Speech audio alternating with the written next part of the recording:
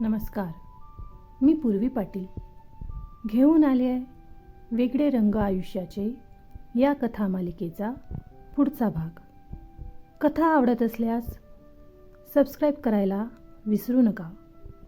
वेगळे रंग आयुष्याचे भाग 70. अमू आणि शर्व आत आलेत. आत गेल्यावर अमू सरळ रूममध्ये निघून गेली. शर्वला अवंतिकासोबत बोलायचं होतं म्हणून तो त्यांच्या रूमकडे गेला. काही वेळातच अवंतिकासोबत बोलून शर्व रूममध्ये आला. त्याने बघितलं तर अमू झोपून गेली होती. असंही झोप हा तिचा आवडतीचा विषय होता. त्याने एक नजर तिला बघितलं आणि फ्रेश व्हायला गेला. फ्रेश होऊन तिला कुशीत घेऊन शांत झोपला. दुसऱ्या दिवशी नेहमीप्रमाणे सकाळ होती. अमू अजून झोपून होती. शर्व मॉर्निंग वॉक करून येऊन फ्रेश व्हायला गेला. खाली सर्व ज्येष्ठ मंडळी गप्पा करत बसलेली होती. अंजू आणि वैभवचा 3 वर्षाचा मुलगा घरातच फुटबॉल खेळत होता. तो खेळता खेळता शर्वच्या बेडरूमजवळ आला आणि त्याने जोरात फुटबॉलला किक मारली. तसा तो फुटबॉल शर्वच्या बेडरूमच्या डोअरला लागला. त्याचा आवाज झाला तसा नुकताच फ्रेश होऊन आलेल्या शर्वने डोअर ओपन केला. हे छोटे देशमुख, इथे काय करताय? शर्व प्रितेश म्हणजेच अंजू आणि वैभवच्या मुलाला जवळ घेत म्हणाला. मी ना फुटबॉल खेळतोय. तुम्ही खेळणार माझ्यासोबत? प्रितेशने प्रेमाने विचारलं. फुटबॉल? आणि तो पण असा घरात? चॅम्प, घरात नाही खेळत फुटबॉल, ग्राउंडवर खेळतात. संध्याकाळी जाऊ आपण ग्राउंडवर खेळायला. चालेल ना? शर्वने हे प्रेमाने म्हटलं. पण मला आताच खेळायचं ना. आणि माऊ तर मला म्हणाली की आवडलं तिथे खेळायचं. मला घरात आवडतं खेळायला. प्रितेश: हे असं तुझी माऊ शिकवू शकते. आता तुझ्या रूममध्ये जा, आपण नंतर खेळू. मला आता काम आहे. ओके? शर्वने म्हटलं. तोच प्रितेशचं लक्ष बेडवर झोपलेल्या अमूकडे गेलं. माऊ झोपले इथे. मी माऊसोबत खेळणार. असं बोलून तो धावतच बेडजवळ गेला. माऊ उठ ना, चल आपण खेळू. प्रितेश बेडवर चढून अमूला उठवत म्हणाला. अमू अजून पण साखर झोपेतच होती. प्रितेशला धावत आत जात बघून शर्व पण त्याच्या मागे गेला आणि त्या गोंधळात डोअर ओपनच राहिला. ए माऊ, उठ ना, आपण खेळूया. प्रितेश अमूला हलवत म्हणाला. हो, उठते तुझी माऊ. लेडी कुंभकर्ण आहे ती, इतक्या सहज नाही उठणार. शर्वने म्हटलं. तसं प्रितेश लहान चेहरा करून शर्वला पाहू लागला. ट्राय करत राहा, असं हार नाही मानायची. काय चॅम्प? चल, मला एक महत्त्वाचा कॉल करायचा आहे. आलोच मी. असं बोलून शर्व गॅलरीमध्ये निघून गेला. प्रितेश परत अमूला उठवू लागला. प्रितेशचा आवाज ऐकून रूमच्या बाहेरून जाणारी प्राची अचानक थांबली आणि रूमच्या आत बघू लागली. ती भूत बघितल्यासारखी एकटक रूमच्या आत बघत होती. तोच प्रितेशला शोधत असलेली अंजू तिथे आली. प्राचीला तसं उभं बघून ती तिला हाक मारू लागली. प्राची, प्राची, काय झालं? अशी का उभी आहेस इथे? अंजू प्राचीला हलवत म्हणाली. प्राचीने काही न बोलता रूमकडे हात दाखवला. ओ, अरे प्रीतू, शर्व भाईच्या रूममध्ये आहे का? पण त्यात एवढं शॉक होण्यासारखं काय आहे? अंजू पण एक नजर आत बघत म्हणाली. अगं वहिनी, प्रीतूच्या बाजूला बघ, बेडवर कोण झोपलाय? प्राची अजून धक्क्यातच होती. कोण काय? भाई असतील. अजून कोण असेल त्यांच्या रूममध्ये? अंजू बेफिक्रीने म्हणाली. वहिनी, नीट डोळे उघडून बघ. प्राची पुन्हा त्याच टोनमध्ये म्हणाली. अरे, ही तर, ओ गॉड, यांचं नातं एवढ्या पुढे गेलंय. मला विश्वासच बसत नाहीये. अमू शर्व भाईच्या रूममध्ये, भाईच्या बेडवर झोपून आहे. अंजू आश्चर्याने म्हणाली. तोच शर्व त्याचा कॉल संपवून आत आला. त्याला पाहून त्या दोघी पटकन बाजूला झाल्या. काय प्रितेश साहेब, उठल्यात का तुमच्या माऊ? शर्व म्हणाला. नाही ना, उठतच नाही आहे ती. प्रितेश तोंड पाडून म्हणाला. मी हेल्प करू का? शर्वने विचारलं. तुम्ही माझी हेल्प करणार? थँक्यू काका. प्रितेश इनोसंटली म्हणाला. हो, हे बघ, असं उठवावं लागतं तुझ्या माऊला. शर्व अमूला गुदगुल्या करत म्हणाला. शर्व नका ना, झोपू द्या. अमू शर्वच्या गळ्यात हात टाकत म्हणाली. अगं उठ ना, प्रितेश केव्हाची वाट बघतोय तुझ्या उठण्याची. शर्व अमूला म्हणाला. हे प्रीतू बेबी, ये तू पण झोप माझ्याजवळ. आपण ना शर्व काकाच्या कुशीत झोपूया, मस्त वाटतं. अमू प्रितेशला जवळ घेत म्हणाली. नको न माऊ, चल न. जास्त वेळ झोपलं की आळशी होतो आपण. हो न काका. प्रितेश आधी अमूला, नंतर शर्वला म्हणाला. हो मग काय, ही तुझी काकी आळशीच आहे. शर्वने म्हटलं. काकी नाही, माऊ आहे ती माझी. प्रितेश डोळे दाखवत म्हणाला. हो बाबा, तुझी माऊ. शर्व हसणाऱ्या अमूकडे बघत म्हणाला.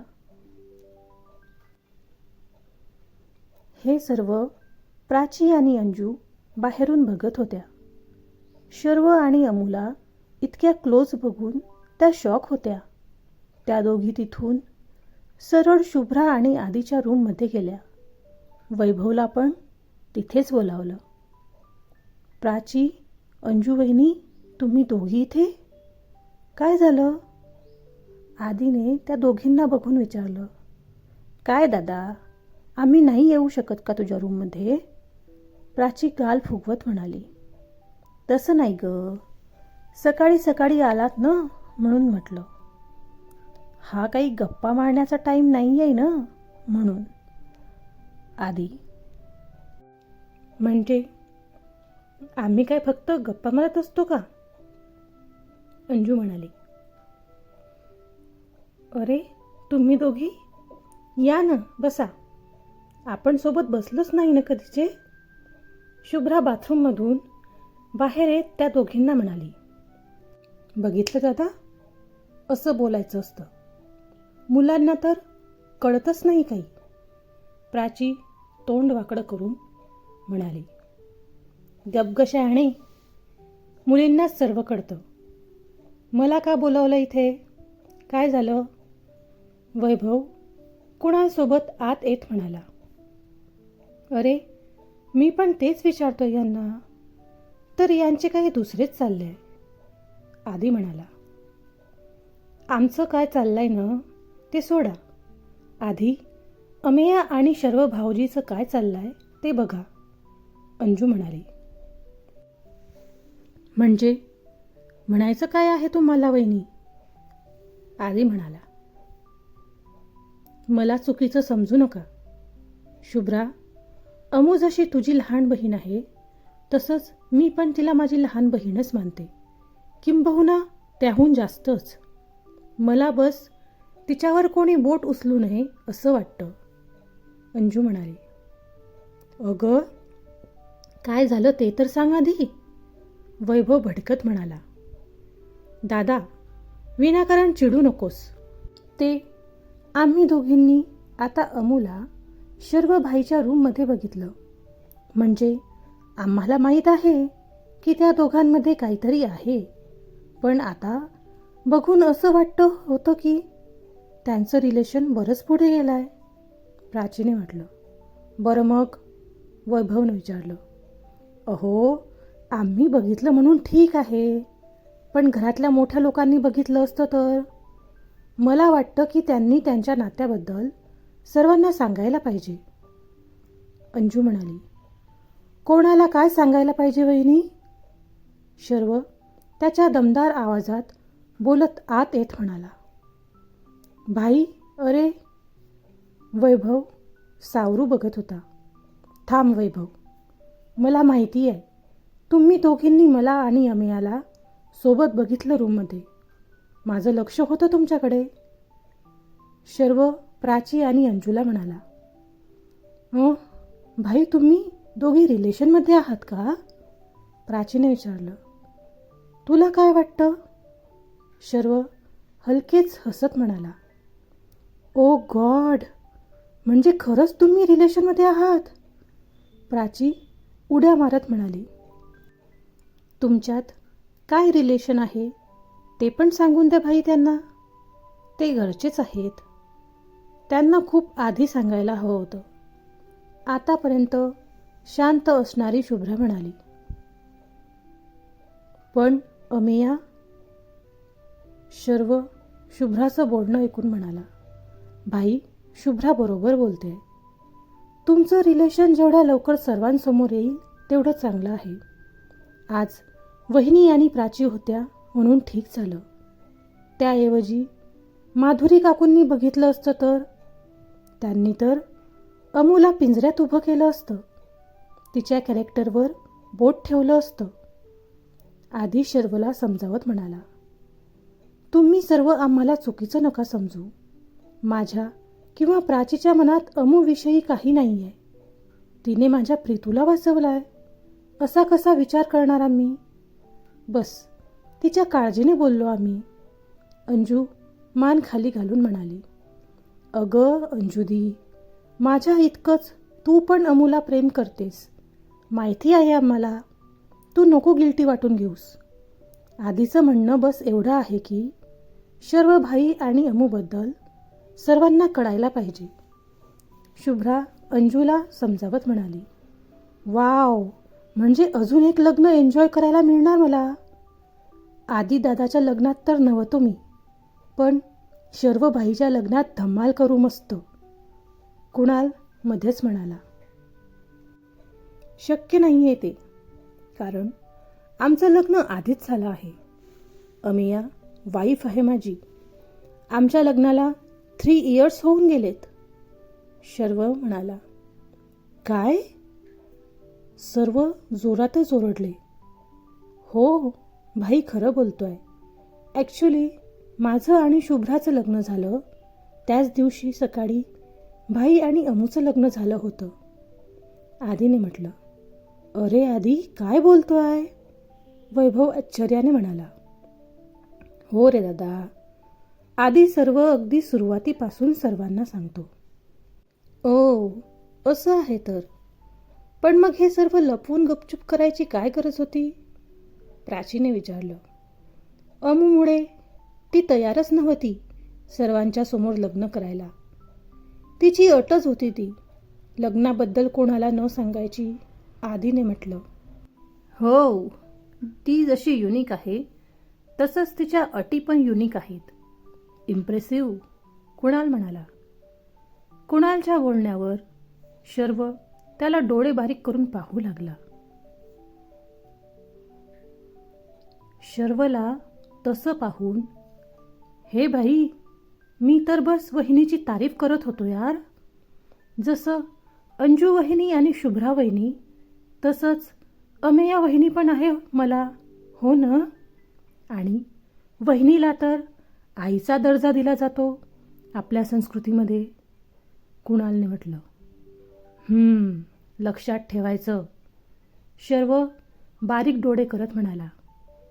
हो रे बाबा, असंही माझी गर्लफ्रेंड आहे आणि माझं खूप प्रेम आहे तिच्यावर. कुणाल बोलता बोलता बोलून गेला. तसं प्राची कुणालकडे वळली. ऐकलं का सर्वांनी? कुणाल दादूची पण गर्लफ्रेंड आहे. कोण आहे रे दादू ती? सांग ना. नाव काय आहे तिचं? कुठे असते ती? बोल लवकर. प्राची म्हणाली.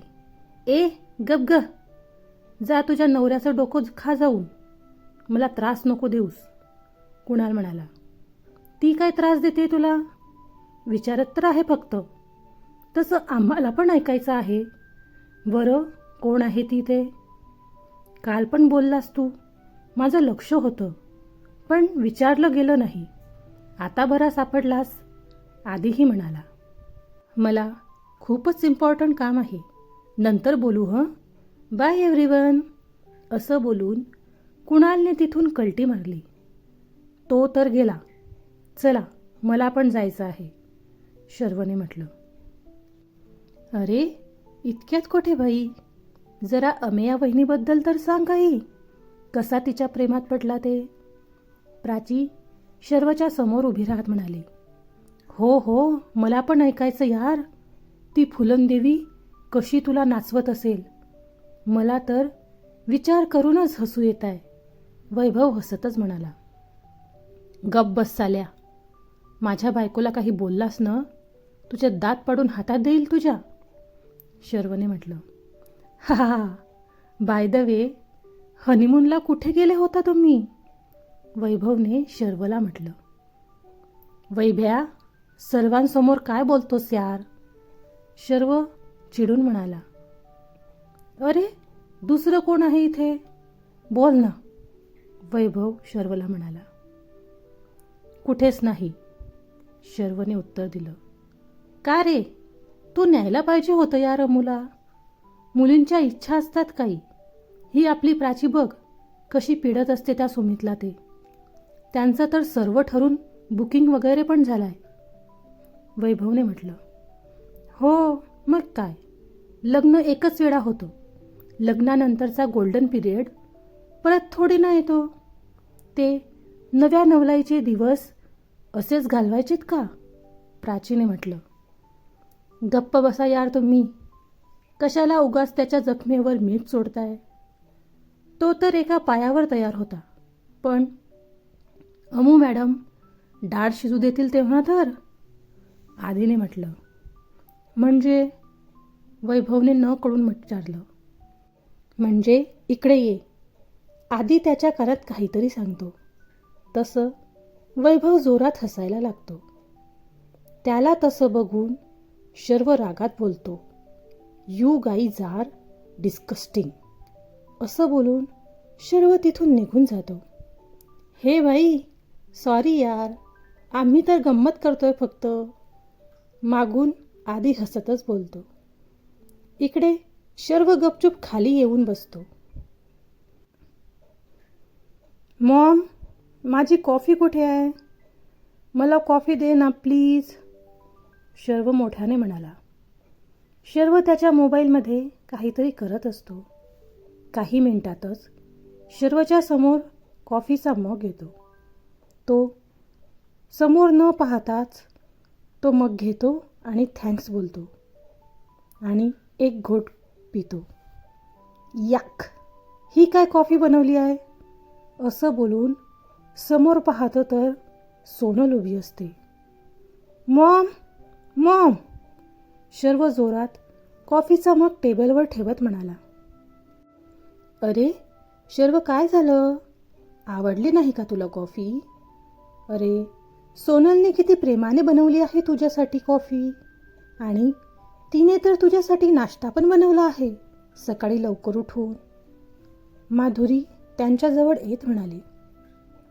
शर्व काही न बोलता उठून जायला लागला तसं सोनलने त्याचा हात पकडला. शर्व ऐक ना, रागावला आहेस ना माझ्यावर? सॉरी ना. तुला माहिती ना माझं किती प्रेम आहे तुझ्यावर ते, सोनल शर्वला म्हणाली. Just shut up Sonal. एक शब्द नको आहे मला, नाहीतर मी विसरून जाईल की तू माझ्या घरी पाहुणी आहेस ते. मला तू एक क्षण पण माझ्या नजरेसमोर नको आहे. I just hate you. परत माझा हात पकडायची चूक करू नकोस. शर्व हात झटकत रागाने म्हणाला. शर्व, अरे. माधुरी काही बोलू इच्छित होती. काकू, प्लीज, तुम्ही माझ्या बाबतीत बोलूच नका. मला आवडणारच नाही आहे ते, लक्षात असू द्या. शर्व माधुरीचं बोलणं तोडत म्हणाला. शर्व रागातच त्याच्या रूममध्ये निघून गेला. आंटी, बघितलं कसा वागतो तो ते. एकदा लग्न होऊ द्या, मग बघाच कसं नाचवते मी याला. सोनल दात होट खात म्हणाली. हो ग, पण आधी लग्न तर होऊ दे. तू प्रेमानेच वाग त्याच्याशी आणि बाकी घरातल्या, खास करून अवंतिकाला इम्प्रेस कर, म्हणजे तुझं अर्ध काम होऊन जाईल. माधुरी सोनलला म्हणाली. तसं सोनलने होकारात मान हलवली. इकडे शर्व रूममध्ये धुसफूस करत आला. तो आला तेव्हा अमू बाथरूममध्ये होती. शर्व राग कंट्रोल करायचा ट्राय करत होता. सोनलने त्याचा हात पकडल्याने त्याचा राग खूपच वाढला होता. तो सारखा त्याचा हात भिंतीवर आपटत होता. अमू फ्रेश होऊन बाहेर आली. तसं तिला शर्व रागात बडबड करत हात आपटताना दिसला. ती घाईतच त्याच्याजवळ आली आणि तिने शर्वचा हात हातात घेतला. ओ गॉड, काय करताय शर्व तुम्ही? किती लाल झोटलाय तो हात. वेड लागलाय का तुम्हाला? का त्रास करून घेत आहात स्वतःला? अमू त्याचा हात पकडत म्हणाली. शर्व काही न बोलता फक्त तिच्याकडे बघत होता. त्याचे ते रागाने लाल झालेले डोळे पाहून अमू क्षणभर घाबरली. शर्व, काय झालं? अमू म्हणाली. तसं शर्वने तिला स्वतःकडे ओढून घेत तिला घट्ट मिठी मारली. तसं अमेयाने पण त्याच्या पाठीवर हात फिरवत त्याला शांत केलं. काही वेळ कोणीच काही बोललं नाही.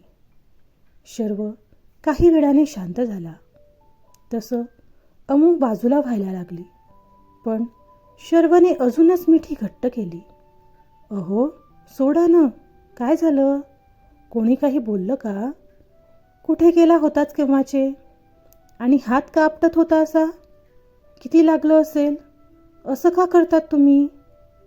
अमू डोळ्यात पाणी आणून म्हणाली. शर्वने अमूला बाजूला केलं आणि म्हणाला, माझा हा हात त्या सोनलने पकडला होता. ओ, म्हणून मग काय तो हात तोडून टाकणार होतात का? अमू थोडं चिडून म्हणाली. तू रागावू नको ना. शर्व लहान मुलासारखा अमूला म्हणाला. मग काय करू? तुम्हीच सांगा. असं वागून काय होणार आहे?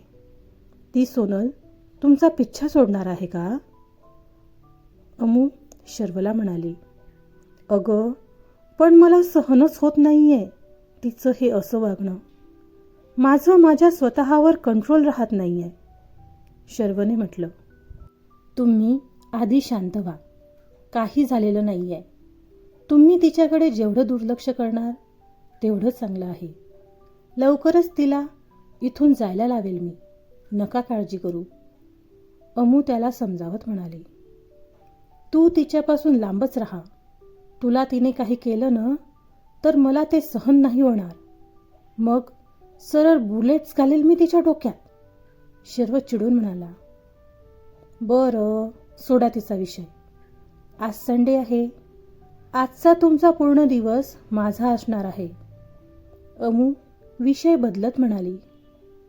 ओके, दिवस तुझा आणि रात्र माझी. चालेल ना? शर्व अमूला प्रेमाने बघत म्हणाला. म्हणजे? अमूने विचारलं. म्हणजे समजावून सांगू का तुला? शर्व अमूला मिठीत पकडत म्हणाला. काही नको, सोडा. चला लवकर, मला भूक लागली आहे. अमूने म्हटलं. हो मॅडम, तुम्ही म्हणाल तसं. आलोच मी. शर्व फ्रेश व्हायला जात म्हणाला.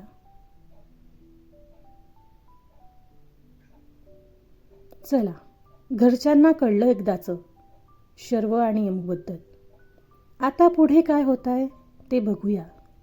पण कथा आवडत असल्यास लाईक आणि सबस्क्राईब करायला मात्र विसरू नका. धन्यवाद.